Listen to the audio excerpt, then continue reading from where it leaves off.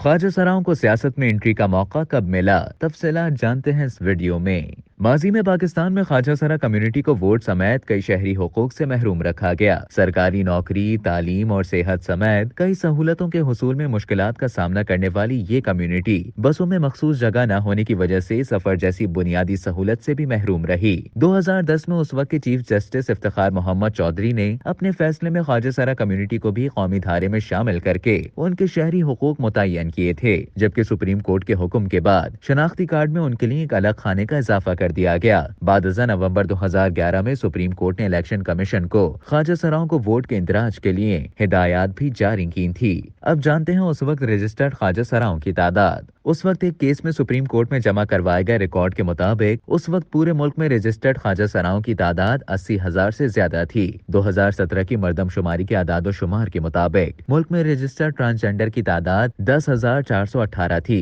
और उनमें से रजिस्टर्ड वोटर्स 1700 से 1800 के दरमियान थे।